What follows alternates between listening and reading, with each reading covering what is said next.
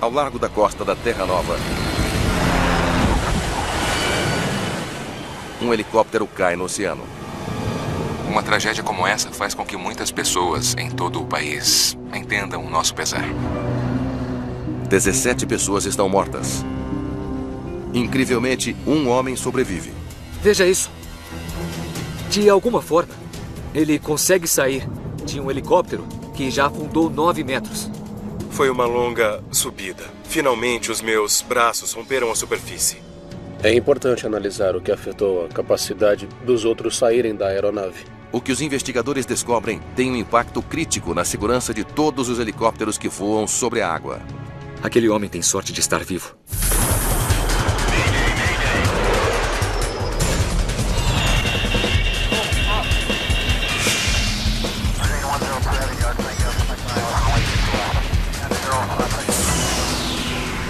Mayday Desastres Aéreos. Esta é uma história real baseada em relatórios oficiais e relatos de testemunhas. Transporte mortal. O voo 91 da Cougar se prepara para decolar. Trata-se de um voo de passageiros desde St. John's, na Terra Nova, até plataformas offshore nos campos de petróleo de Hibérnia. O comandante Matthew Davis está nos controles.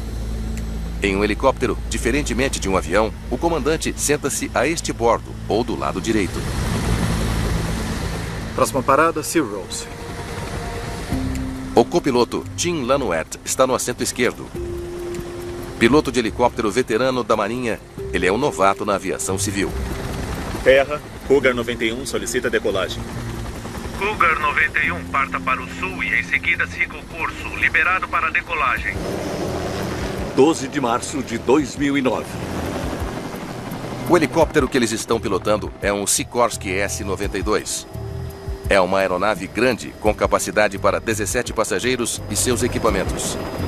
O Sikorsky S-92 foi projetado para esse tipo de missão. Você pode ver o S-92 como uma espécie de fusão das melhores ideias do helicóptero Black Hawk do exército americano. Os campos de petróleo de Hibérnia ficam a 170 milhas náuticas de St. John's.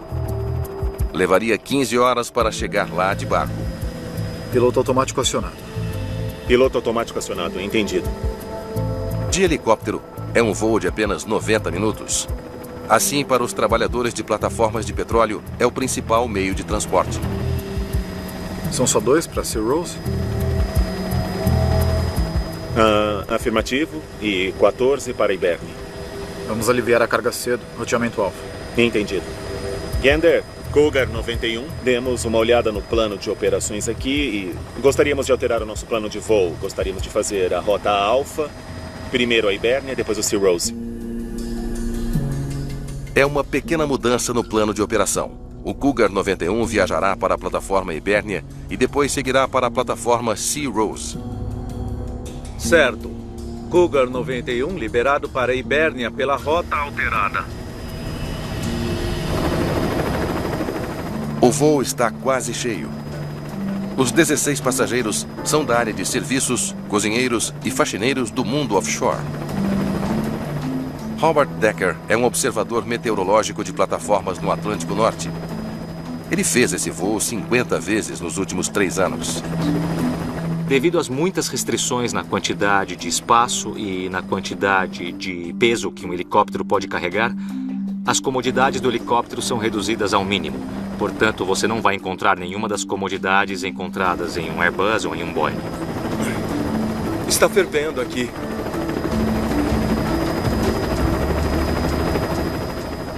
Roupas de sobrevivência de alta visibilidade são obrigatórias em todos os voos de helicóptero em alto mar. Diferentemente de um avião, se você tiver que pousar na água por qualquer motivo, o helicóptero não vai flutuar. Um avião, sim, vai flutuar de 5 minutos até muitas horas, mas o helicóptero vai afundar como uma pedra. 28 minutos após o voo, o Cougar 91 nivelou na altitude de cruzeiro padrão. 2.750 metros. 2.750 metros, entendido. 3 semanas de folga e 3 semanas de trabalho. A vida em uma plataforma. Eu não sei o que é pior. Com 3 semanas de folga, eu morreria de tédio. Pressão de óleo da caixa de transmissão principal. O óleo é a força vital de um helicóptero. Um problema com pressão do óleo pode ser catastrófico. Verificação de emergência. Enquanto o copiloto Tim Lanoet procura a lista de verificação, Piloto automático desligado. o comandante Davis desengata o piloto automático para ter controle total da aeronave. E em seguida ele faz o que todo comandante espera que nunca terá que fazer. Centro de Gander Cougar 91, Mayday. Cougar 91, prossiga. Senhor, temos um problema na pressão de óleo na caixa de transmissão principal. Solicito liberação imediata de volta ao ponto de decolagem. Cougar 91, entendido. Você pode fazer uma curva à direita na direção 300. O controlador entra em contato com a sede da busca e resgate em Halifax. Halifax, centro de Gander. Recebemos um chamado de um Sikorsky S-92 no momento em retorno a St. John's. Problema na caixa de transmissão.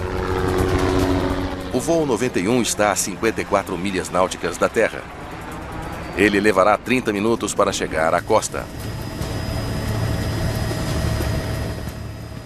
O comandante Davis alerta o despacho da Cougar Helicopter em St. John's. Despacho Cougar 91, estamos voltando para St. John's. Cougar 91, despacho, entendido. Mantenha-nos avisados. Eu vou descer até a água. Entendido. Verificação? Ainda estou tentando encontrar. Pode estar na parte de trás do manual. Falha na caixa de transmissão principal. Deveria ter cheiros, vibrações. Eu não sinto cheiro nenhum. E na traseira?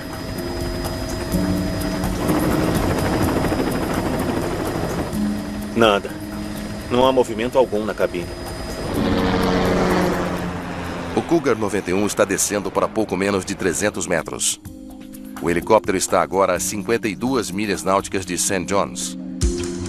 Centro de Gander para Cougar 91. Qual pista você gostaria que eu preparasse? Eu vou para o pedaço de terra firme mais próximo que eu puder chegar. O que eu vir primeiro, seja Cape Spear ou um estacionamento. Certo, achei a lista de verificação. Pressão MGB abaixo de 35 PSI. O manômetro indica que a pressão do óleo da caixa de transmissão principal está bem abaixo da faixa normal de 45 a 70 PSI. Confirmado. Temperatura do óleo MGB superior a 54 graus. Mas a leitura no medidor de temperatura não é a esperada caso houvesse perda de pressão de óleo. A temperatura parece normal. O problema pode estar no sensor. Cougar 91, Gander. Busca e resgate foram notificados. E informe quantas pessoas a bordo e o combustível restante. Certo, 2992, nós temos cerca de 3 horas de combustível e 18 pessoas a bordo. Aqui é o comandante. Temos um grande problema técnico. E neste momento eu peço a todos que preparem seus trajes de sobrevivência. Estamos indo para a terra mais próxima.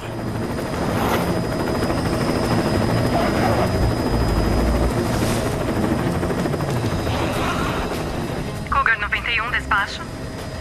Cougar 91. O resgate está perguntando se o pouso é iminente, provável ou possível. Despacho 91, o pouso é possível. Se possível, poderia atualizar o nosso piloto sênior sobre a situação? Despacho, acho que temos um problema na bomba de óleo ou no sistema de pressão do óleo. Matt, pode descrever o que está acontecendo? A temperatura do óleo na caixa de transmissão ainda é normal. Eu não acho que perdemos todo o óleo no sistema. Estou a caminho da terra firme mais próxima, caso a situação piore. O Cougar 91 ainda está a 35 milhas náuticas da Terra mais próxima. Mas agora... Droga. Despacho, pouso forçado. Descendo. Velocidade do ar 196, Matt.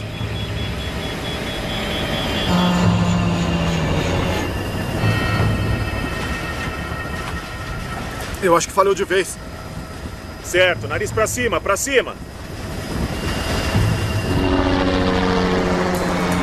Muito bem, estamos virando. Alerte o despacho. Estamos nos preparando para pousar. Certo, pousando, pouso forçado, pouso forçado.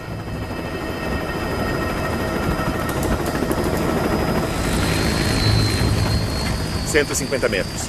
Você consegue. Na ponte, na direção do vento. Impacto! Posição de impacto! Posição de impacto!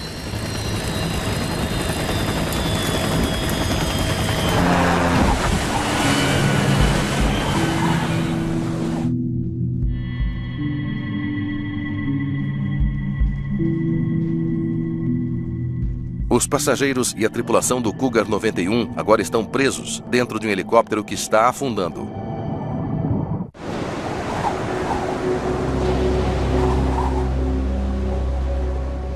Um dos helicópteros mais avançados do mundo caiu do céu para dentro do gelado Atlântico Norte, ao lado da costa da Terra Nova. Uma tragédia como essa faz com que muitas pessoas em todo o país entendam os riscos e o nosso pesar.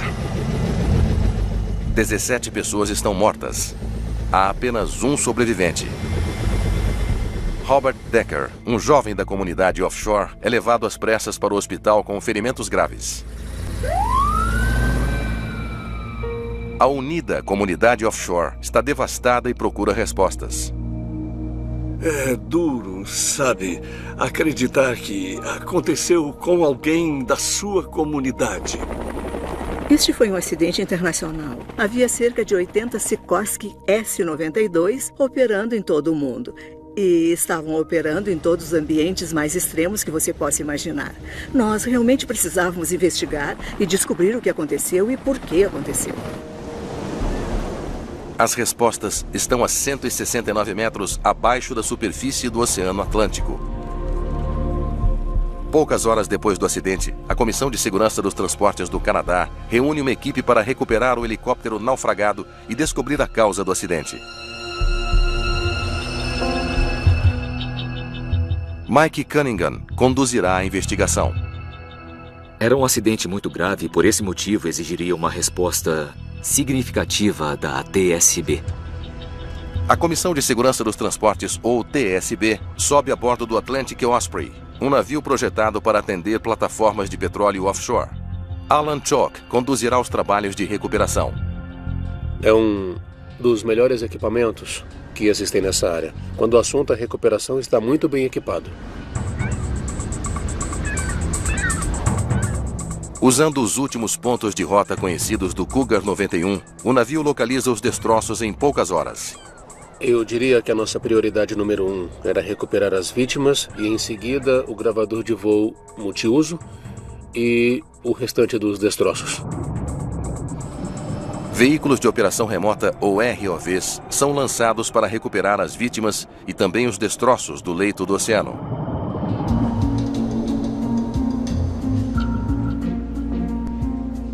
Isso serve. A TSB estabelece um centro de operações em um hangar no Aeroporto Internacional de St. John's. Digam para eles trazerem os destroços para cá.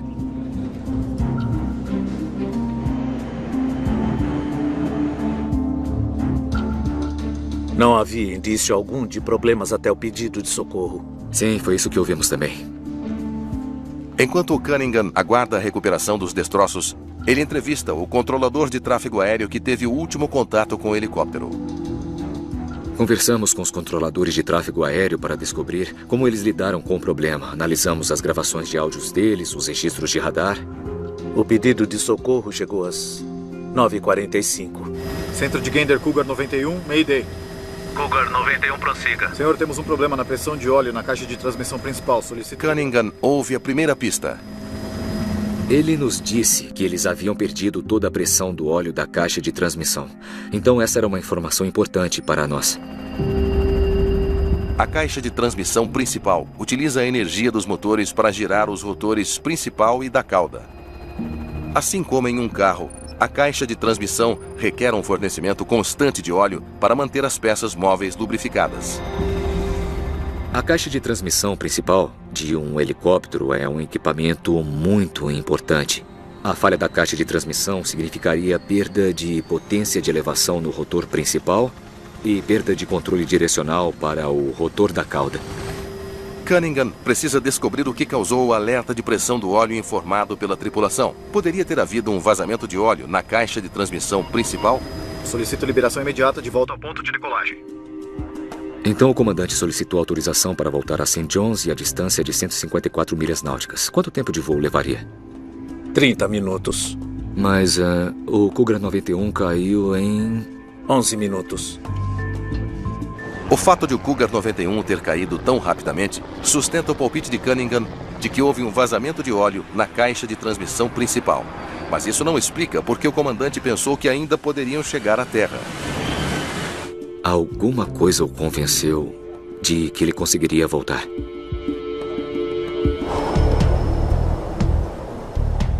Em busca de respostas, Cunningham pergunta ao piloto sênior da Cougar Helicopters se algo se destacou em seu diálogo via rádio com a tripulação.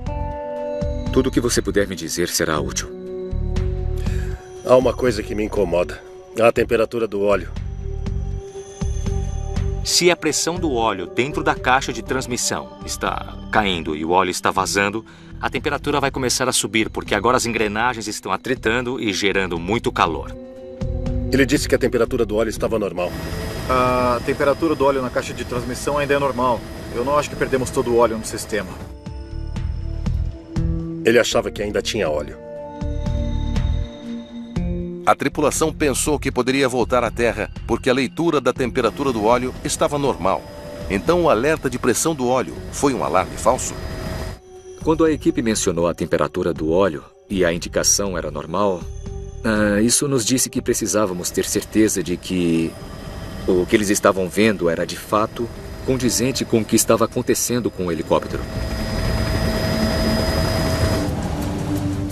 Apenas os destroços podem fornecer as respostas. 5 dias de mar calmo tornam possível a rápida recuperação do helicóptero do fundo do oceano. Perto do chão da cabine. A equipe finalmente vê pela primeira vez os destroços. O que eles podem revelar sobre esse voo mortal? Quando você olha para uma aeronave que bateu em terra, você tem uma trilha de destroços, tem cicatrizes no chão que podem dizer certas coisas. A água devolve pouca coisa, não há mais nada para olhar. É apenas a superfície da água. Então você tem que se concentrar na fuselagem. Que droga. Então estava na vertical quando bateu. Como uma panqueca. Caiu como uma pedra. A minha impressão inicial do helicóptero foi que ele atingiu a água a uma taxa vertical significativa.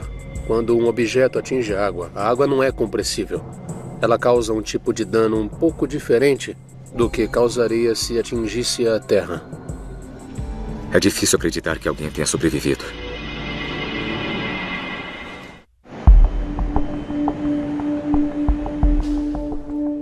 A pesquisa do investigador Alan Chalk sobre o Cougar 91 fornece uma grande pista na investigação. Aqui está. O que é isso aqui? A transcrição do gravador de voz e o arquivo de áudio.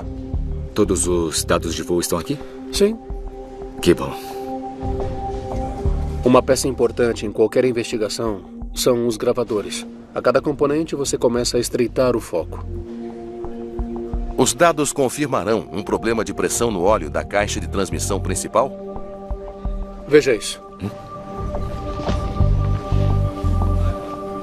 Aqui está o aviso de pressão do óleo. Aqui está o suprimento de óleo. Acabou. O gravador de dados mostra que a pressão do óleo da caixa de transmissão principal caiu de 54 psi para 0 em menos de 2 minutos. Aconteceu muito rápido.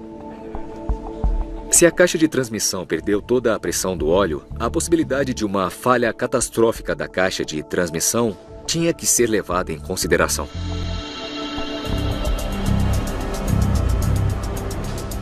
Entendi. Poucos dias após a recuperação dos destroços, a fabricante do helicóptero, Sikorsky, tem perguntas sobre o acidente. Isso, toda a caixa de transmissão principal. É a Sikorsky. Tudo bem, estamos esperando vocês. Ótimo. Estão ouvindo? Eles e a FAA querem dar uma olhada em toda a caixa de transmissão principal.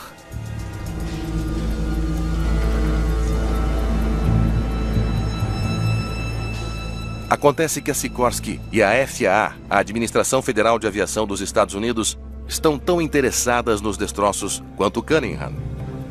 Está ali na mesa. Por favor, venham. Quando os representantes da FAA e a Sikorsky chegaram, parecia que eles estavam muito ansiosos sobre esse acidente. Precisamos olhar isto. Eles abriram um desenho da caixa de transmissão principal e disseram que isso era uma coisa que precisávamos examinar atentamente. Não é a primeira vez que isso acontece, é?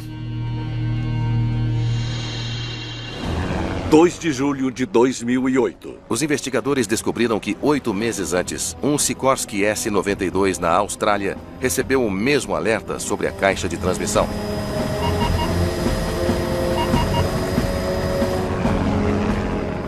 Mas aquele S-92 chegou à Terra em menos de 7 minutos, sem acidentes.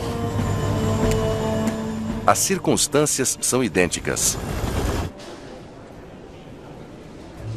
Perda catastrófica de óleo, leitura incomum da temperatura do óleo, igual. Nós sabíamos que não deveríamos tirar conclusões precipitadas. Sabendo disso, se foi realmente o mesmo problema que foi encontrado na Austrália, seria extremamente importante agir rapidamente. Existe alguma falha de projeto da caixa de transmissão principal? Então, o que deu errado? Olha, bem aqui, a carcaça do filtro de óleo. A carcaça do filtro de óleo filtra os 42 litros de óleo que circulam pela caixa principal. Ela está presa à caixa de transmissão com 3 parafusos. Os investigadores agora se concentram nesse componente essencial. Aqui vamos nós.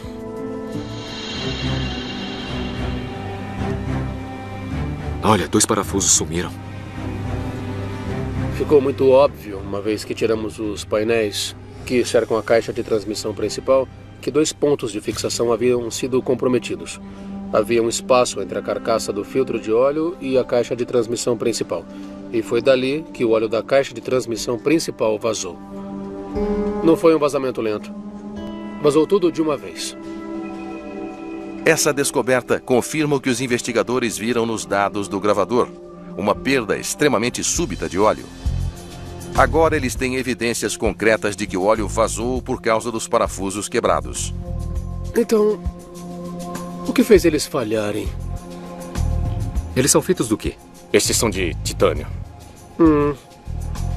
Parecem escoriações. A escoriação é uma forma de desgaste causada quando 2 superfícies se movem uma contra a outra, particularmente 2 metais diferentes sob pressão. O titânio é propenso a escoriações, especialmente quando em contato com o aço. Quando você está tentando apertar uma porca em um parafuso que possui uma quantidade significativa de escoriações, ela pode travar antes de estar devidamente apertada no local em que deveria estar. Depois que a fadiga começou, bom, aí é apenas uma questão de tempo até falhar. A Sikorsky estudou os parafusos quebrados do helicóptero australiano e concluiu que o atrito foi causado pelas porcas de aço usadas para prendê-los.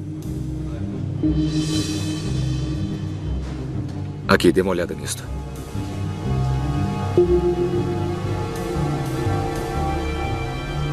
Alerta aos operadores do S-92, substituam todos os pinos de titânio dentro de 1 ano ou 1.200 horas de voo. 6 semanas antes do acidente em Terra Nova, a Sikorsky emitiu um alerta para trocar os parafusos de titânio por parafusos de aço. Eles sabiam que os parafusos poderiam falhar. A Sikorsky sabia que havia um problema com esses parafusos antes disso. O que nós achamos angustiante foi que a maioria desses parafusos mostrou algum tipo de dano que a inspeção visual aprimorada deveria ter captado. A Sikorsky disse que os parafusos de titânio durariam pelo menos 1 ano. A Cougar adquiriu as peças de reposição, mas a manutenção não achou que fosse urgente substituir os parafusos. Quando o acidente ocorreu, aquelas peças haviam sido recebidas recentemente pela empresa e eles sabiam que tinham que substituir esses parafusos em algum momento pelos novos, de aço. A questão agora é: por que a Cougar atrasou a substituição dos parafusos? Droga. Despacho, pouso forçado.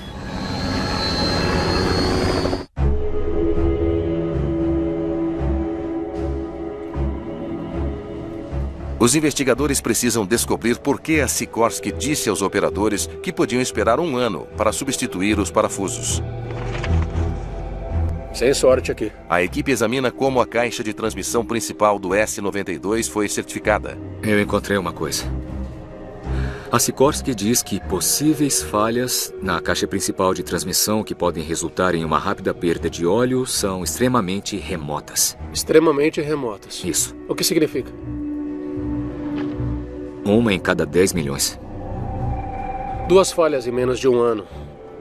Isso não é 1 em cada 10 milhões. O que eles queriam dizer com isso é que durante a vida útil dessa máquina, a possibilidade de uma perda total de lubrificante quase nunca acontecerá. A Sikorsky não comunicou a urgência de substituir os parafusos porque não entendeu a gravidade da situação.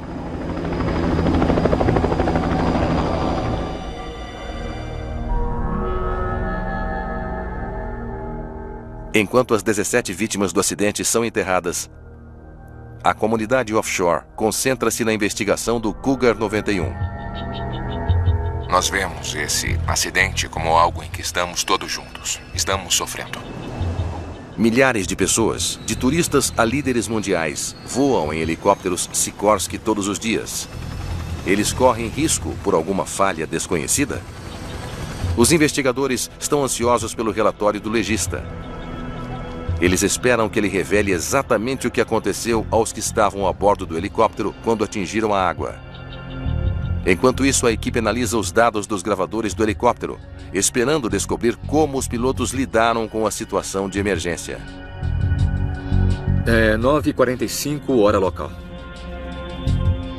Despacho Cougar 91, estamos voltando para St. John's. Uma das primeiras coisas que essa tripulação fez foi fazer uma volta de 180 graus em direção à Terra, porque é sempre muito melhor fazer um pouso forçado no chão do que na água. Falha na caixa de transmissão principal.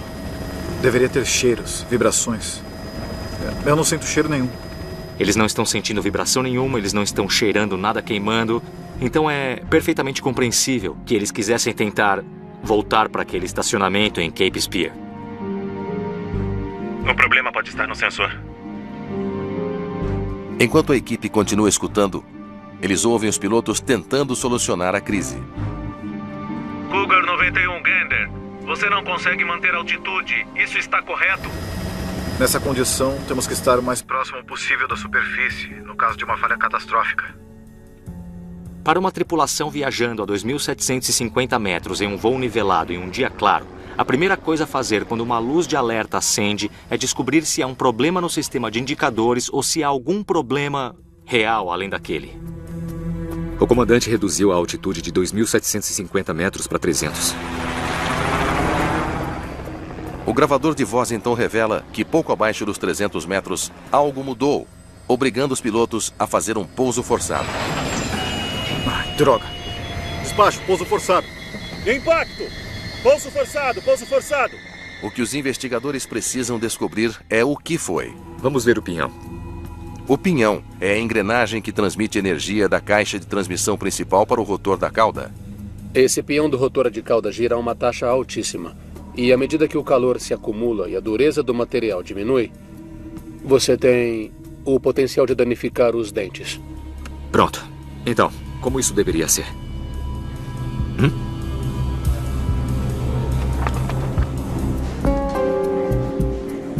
No final, não havia dentes sobrando naquele pinhão, praticamente. Sem óleo na caixa de transmissão principal, o atrito desgasta os dentes do pinhão. Não sobrou nada. Bom, sem pinhão, sem rotor de cauda. Sem rotor de cauda, sem controle. O objetivo principal do rotor de cauda é manter o helicóptero reto. Ele contraria a força de rotação criada pelo rotor principal, que eleva a aeronave. Sem um rotor de cauda, o helicóptero giraria incontrolavelmente. A única opção do piloto nesse momento é pousar o helicóptero sem potência do motor. Quando os motores são desligados, o ar que flui para cima através das pás deve permitir que o helicóptero plane para fazer um pouso seguro. O piloto ainda tem controle sobre a velocidade e direção gerais do helicóptero. A altitude ideal para tal planeio é de 60 metros. Mas o comandante do Cougar manteve a sua altitude a quase 300 metros. Por que não desceu mais com ele? Há uma colina de 152 metros entre ele e o aeroporto. Ele estava tentando ficar alto para passar por cima. Alto demais. Muito bem, estamos virando. Alerte o despacho. Estamos nos preparando para um pouso forçado. Impacto! Ele voava com alta velocidade do ar e a 245 metros e em alta potência. E aquela aeronave não era capaz de fazer um pouso forçado nessa configuração. Então, o que aconteceu naquele dia não foi um pouso forçado. Aquilo foi uma queda.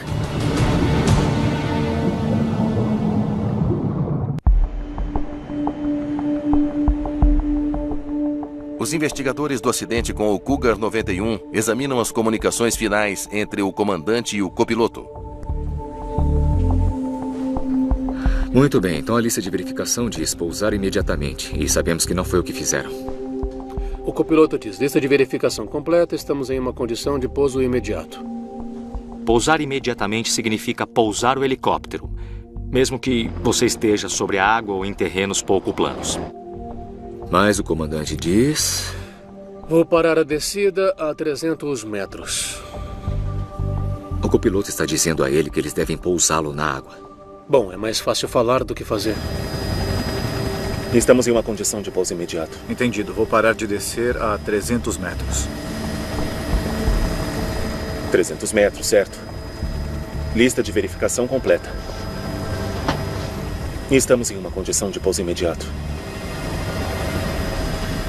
Eu diria que o que aconteceu foi que houve uma desconexão naquela cabine. O comandante tinha uma personalidade muito forte e, à medida que a situação se desenvolvia, ele ficou cada vez mais decidido a chegar à Terra.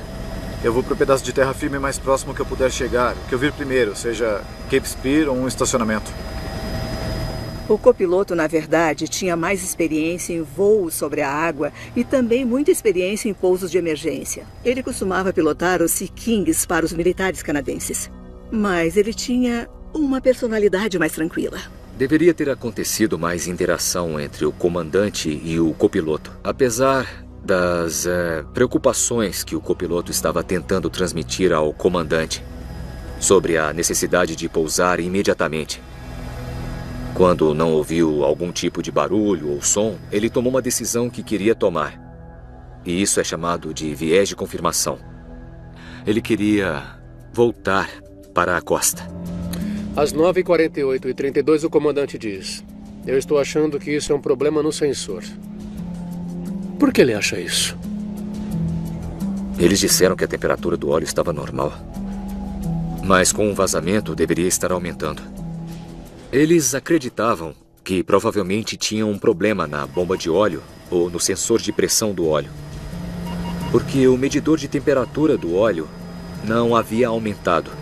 Ele estava praticamente mostrando o que seria normalmente esperado.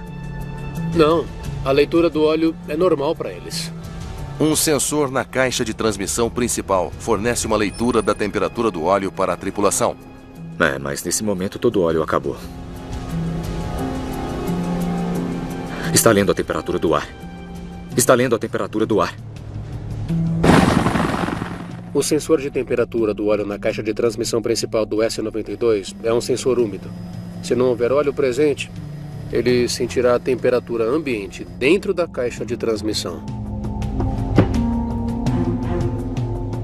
Eles não sentiram as vibrações externas. Não. Nem cheiros. E eles viram que a temperatura estava normal. Sim, isso faz sentido. Por isso o comandante continuou voando. Não faziam ideia do problema que estavam enfrentando. Até o pinhão falhar. Droga. Despacho, pouso forçado. Impacto. Velocidade no ar 196, Matt. Mas o rotor de cauda falha logo abaixo de 300 metros. Alto demais para realizar um pouso seguro. Eles perderam o controle direcional do helicóptero. E essa é provavelmente a emergência mais desafiadora que qualquer piloto de helicóptero pode enfrentar. Sem potência do motor, a taxa de descida é de cerca de 460 metros por minuto. Então, no melhor dos cenários, essa tripulação tinha apenas 30 segundos para fazer tudo certo. Havia algo que os pilotos pudessem ter feito naqueles últimos segundos para se recuperar? Então eles perderam o rotor da cauda aqui. E tudo acabou em menos de 15 segundos. Droga, os motores. Desliga os dois. Desligando. 1 e 2. Certo, nariz para cima, para cima. Muito bem, estamos virando. Alerta de despacho. Estamos nos preparando para pousar. Certo, pousando, pouso forçado. 150 metros. Você consegue. Aponte na direção do vento. Está virando sozinho. Anda logo. Isso, pronto. Você consegue. Ergui o máximo. Você está indo bem. Mantenha assim. O rotor está baixo. É tarde demais. O destino do Cougar 91 está selado. TAC, vamos nós. Vamos lá. Impacto! O pouso forçado começou a partir de 245 metros, de modo que as ações começaram muito alto. Então o resultado foi que afundaram como uma pedra. O comandante, no final, infelizmente, acabou em uma posição em que não havia potência suficiente para pousar com segurança na água. A caixa de transmissão principal torna os helicópteros pesados na parte de cima. Quando atingem a água, eles tendem a virar e afundar rapidamente. A aeronave atingiu a água com uma descida vertical em altitude e não permaneceria na superfície daquela água por muito tempo. Nunca. Os passageiros estavam condenados quando o Cougar 91 bateu na água. Os investigadores finalmente obtêm o relatório do legista. Alan, não vai acreditar nisso. A conclusão é chocante. Todos sobreviveram à queda. Em vez disso, todas as 17 vítimas morreram afogadas. Foi um pouco chocante pensar que 17 pessoas sobreviveram àquele impacto, mas apenas uma sobreviveu ao acidente. Então por que apenas Robert Decker sobreviveu? Como ele conseguiu escapar? Os investigadores começam olhando para onde ele estava sentado. Então Decker está sentado no 3D do lado direito. A equipe já determinou que quando o Cougar 91 atingiu a superfície do mar, rolou para a esquerda e rapidamente se encheu de água. O Decker teve a sorte de estar do lado direito. Soltar o cinto, achar uma janela, sair e chegar à superfície. Isso se você não estiver gravemente ferido. Mas veja isso. Olhe com atenção. De alguma maneira, ele consegue sair de um helicóptero que já afundou mais de 9 metros. Ele prende a respiração e chega à superfície, e tudo isso na água, que está um pouco acima do ponto de congelamento. Mesmo usando um traje de sobrevivência, assim que você fica imerso nessa água fria, essa água fria vai roubar a sua capacidade de prender a respiração. E ele flutua por 1 hora e 20 minutos antes de ser resgatado. Esse homem tem sorte de estar vivo.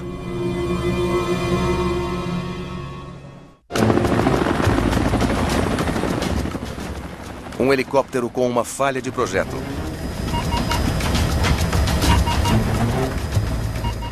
Instrumentos com uma leitura errônea.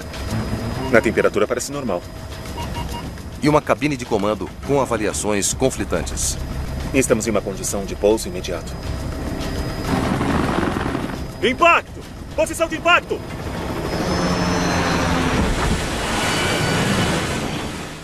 E só uma pessoa sobreviveu à queda que resultou disso. O que Robert Decker fez para garantir a sua sobrevivência?